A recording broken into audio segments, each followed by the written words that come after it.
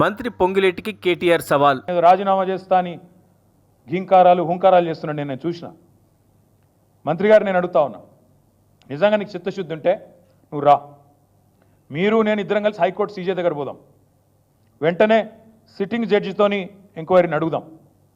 Sitting judge గారు కనుక ఇందులో ఏం జరగలేదు, మొత్తం పెట్టండి ఫైల్స్ ఆయన ముంగట, గతము ఇప్పుడు మొత్తం పెట్టండి, తప్పులేం జరగలేదు అని ఒకవేళ వారు తీర్పునిస్తే ఆయన రాజీనామా అన్నాడు కదా, రాజీనామా కాదు, నేను రాజకీయ సన్యాసం చేస్తా. ఇంకొక మాట, మా మంత్రి గారికి ఒకవేళ ఏమైనా ఇబ్బంది ఉంది హైకోర్టు సీజీ దగ్గర రావడం అనుకుంటే ఇద్దరం కలిసి కేంద్రంలో ఉండే సెంట్రల్ విజిలెన్స్ కమిషనర్ ఉంటాడు, ఇద్దరం పోదాం. నెక్స్ట్ వీక్ నేను పోతా, నువ్వు కూడా రా, టైం చెప్పు, డేట్ చెప్పు, ఇద్దరం కలిసిపోదాం, సివిసికి ఇద్దాం. మంత్రి గారికి నేను ముందే చెప్తా ఉన్నా, ఇప్పటికైనా తప్పు సరిదిద్దుకోండి, వెంటనే టెండర్లు రద్దు చేయండి.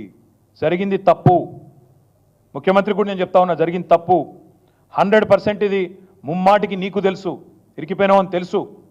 ఆశ్రిత పక్షపాతం లేకుండా, రాగద్వేషాలు లేకుండా నేను నా బంధువులకు, నా కుటుంబానికి సాయం చేయను అని చెప్పి ప్రమాణ స్వీకారం చేసిన ముఖ్యమంత్రి, నీ డిపార్ట్మెంట్లో, నీ కింద ఉండే మున్సిపల్ డిపార్ట్మెంట్లో నీ బావమరిది ఏది 2 కోట్లు లాభం పోయిన సంవత్సరం, అంతకుముందు సంవత్సరం ఆర్జించిన ఒక కంపెనీ, కేవలం 2 crores ప్రాఫిట్ ఉన్న కంపెనీకి 1000 కోట్ల కాంట్రాక్ట్ ఇచ్చి అవినీతి జరగలేదంటే ఎవడన్నా ప్రపంచంలో నమ్ముతాడా? వస్తావా మరి? సివిసి దగ్గరకు వస్తావా? హైకోర్టు సీజే దగ్గరకు వస్తావా?